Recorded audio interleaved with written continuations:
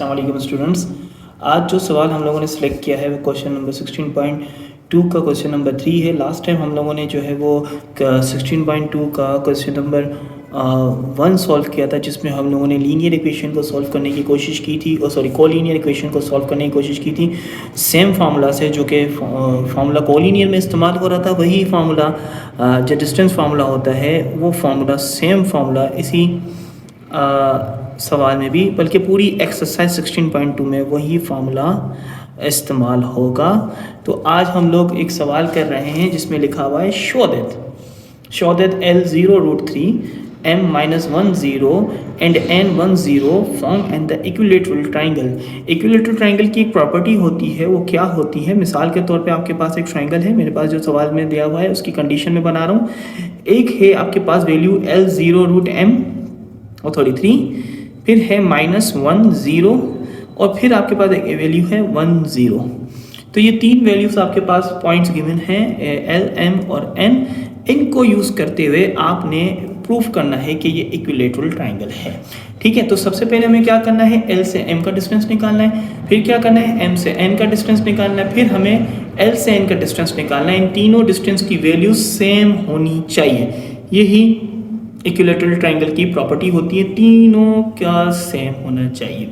तो आइए स्टार्ट करते हैं। सबसे पहले हम लोग निकालेंगे बेटा L M।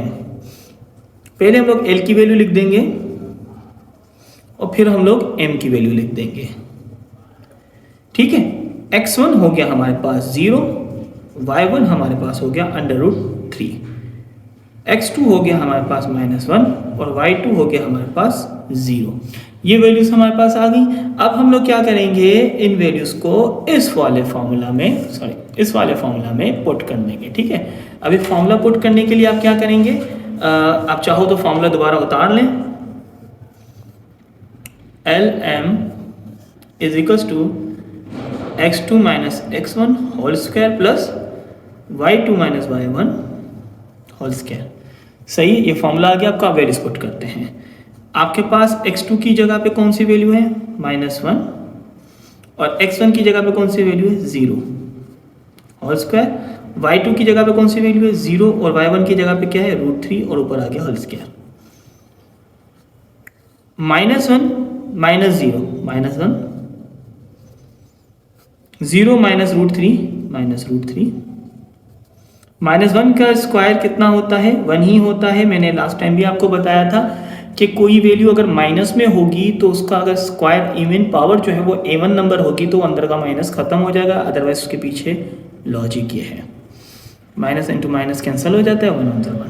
इसी तरीके से स्क्वायर रूट से कट जाता है, ये √3 हो जाएगा और माइनस इसका भी कैंसिल हो जाएगा क्योंकि पावर A1 है। 1 + 3 कितना हो गया? 4 और √4 को अगर हम लोग सॉल्व करें तो कितना आ जाता है? 2। ये आपका आ गया LM।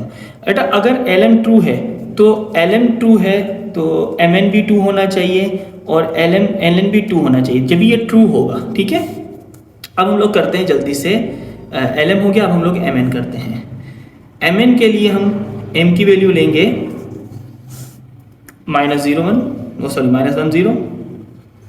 ठीक है, और N की वैल्यू लेंगे 1 0। सेम उसी तरह से इसको भी सॉल्व करेंगे। x1 हमारे पास हो जाएगा -1, y1 हो जाएगा हमारे पास 0, x2 हो जाएगा हमारे पास 1 और y2 हो जाएगा 0।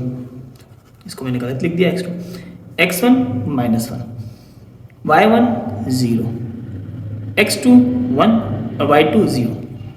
फार्मूला हमारे पास सेम है। मैं फार्मूला बार बार नहीं लिख रहा, मैं ऊपर से ही आपको दिखाता हूँ। x2 की जगह पे आपके पास आ जाएगा 1। ठीक है, अब यहाँ पे हमारे पास है फार्मूला का माइनस, ये ना फार्मूला का माइनस। ठीक है, फिर x1 की जगह पे हमारे पास आ जाएगा -1 और इसके, और y1 की जगह पे हमारे पास, y2 की जगह पे हमारे पास आ जाएगा 0 और y1 की भी जगह पे आ जाएगा 0। तो 0 लेने की ज़रूरत नहीं है, मैं ले रहा हूँ फिर भी समझाने के लिए आपको। 1 माइनस इंटू माइनस प्लस 1, 0 - 0 इसलिए 0, 1 + 1 2 का स्क्वायर, 0 का स्क्वायर 0 होता है, लेने की ज़रूरत नहीं है। 2 का स्क्वायर क्या होता है 4, और अंडर रूट 4 किसके बराबर होता है 2 के। mn आ गया आपका 2।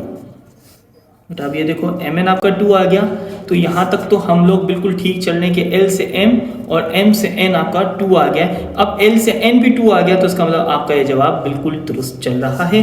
तो अकॉर्डिंग टू द कंडीशन हम लोग जो है वो अब हम लोग निकालेंगे क्या ln। अब ln के लिए हमें l की वैल्यू लेनी है, कितनी है 0√3, और n की वैल्यू लेनी है 10। अच्छा, आप वैल्यूज को आगे पीछे कर सकते हैं, n पहले और l बाद में लेते हैं, जवाब बिल्कुल ठीक आएगा। x1 आ गया हमारे पास 0, y1 आ गया हमारा √3, x2 आ गया हमारे पास 1 और y2 आ गया हमारे पास 0। मैं बार बार पेज पलटना नहीं चाह रहा, तो मैं फर्दर सवाल को यहाँ सॉल्व करना चाह रहा हूँ। होप आप लोग अंडरस्टैंड कर जाएंगे इंशाल्लाह। जब ln लगाने लगेंगे हम लोग तो सेम फॉर्मूला अप्लाई होगा हमारा। ये रहा x2 की जगह पे आप क्या रखेंगे, आपने x2 यहाँ पे क्या निकाला है 1, तो 1 फॉर्मूला का माइनस, और x1 की जगह क्या लगाएंगे आप 0, तो यहाँ पर लग जाएगा आपका 0, ये आ गया, और इसका बीच में आ गया प्लस। ठीक है, अब y2 की जगह पे आप क्या लगाएंगे 0, और y1 की जगह पे आप क्या लगाएंगे √3, और बाहर आ गया स्क्वायर। ठीक है, अब इसको सॉल्व करते हैं। यहाँ पे 1 - 0 किसके बराबर है 1 के, और 0 - √3 किसके बराबर है -√3 के, दोनों के पास स्क्वायर है। 1 का स्क्वायर क्या होता है 1, और ये स्क्वायर रूट से कट गया तो क्या बचा 3, माइनस खत्म हो जाएगा क्योंकि किसी भी वैल्यू का माइनस का स्क्वायर निकलता है तो वो प्लस में आ जाती है। ये आ गया आपका 4, और 4 का रूट क्या होता है 2। तो बेटा कंग्रेचुलेशन, पार्टी तो बनती है। ln बराबर हो गया 2 के, तो हमारे पास तीनों साइड lm, mn और ln या फिर nl तीनों बराबर है, तो हम लोग लिखेंगे mn, nl and lm are equal. This why ये स्टेटमेंट बिल्कुल ट्रू है कि ये इक्विलेटरल ट्राइंगल है, प्रूव्ड। ठीक है, ये हो गया आपका इक्विलेटरल ट्राइंगल का तरीकाकार। अच्छा बेटा, अब मैं आपको एक और चीज समझाना चाहूंगा। आप क्वेश्चन नंबर 4 खुद से ट्राई करें, उसमें राइट एंगल ट्राइंगल का कहा गया है। अब राइट एंगल ट्राइंगल में क्या होगा 2 साइड्स इक्वल, इसमें 2 साइड बराबर होंगे।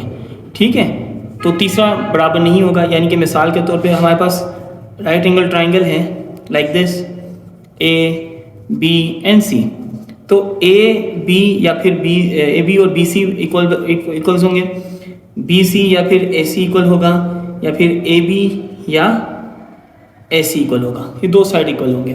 फिर इसके पास आता है हमारे पास आइसोसेलेस ट्राइंगल। अगर आइसोसेलेस ट्राइंगल की बात करें हम लोग, उसमें क्या होता है, अगर मिसाल के तौर पे ABC है, ये कोलिनियर की तरह ही है। इसमें क्या होगा आपका AB + AC बराबर होगा BC के, या फिर AB + BC बराबर होगा AC के। इन शॉर्ट यानी कि इसमें 2 साइड का सम जो है वो तीसरे साइड के सम के बराबर होगा। अब इन दोनों सवालों को ट्राई करें। ये क्वेश्चन नंबर 4 है, ये क्वेश्चन नंबर 5 है। आप ट्राई करें, देन से डिस्कस करें। इंशाल्लाह हम आपके लिए एक और सीरीज लाएंगे जिसमें हम लोग चैप्टर 4, जो कि बच्चों को काफ़ी ज़्यादा तंग कर रहा है और काफ़ी सारा डिमांड है चैप्टर 4 की, जिसमें जो है वो सॉल्व किया गया है हमारा। अल्लाह भला करे आपका। फैक्टराइजेशन है, फैक्टराइजेशन को इंशाल्लाह सॉल्व करेंगे इसके बाद, और न्यूमेरिकल्स हैं हमारे पास फिजिक्स के, वो भी इंशाल्लाह सॉल्व करेंगे। जुड़े रहिएगा। Thank you so much.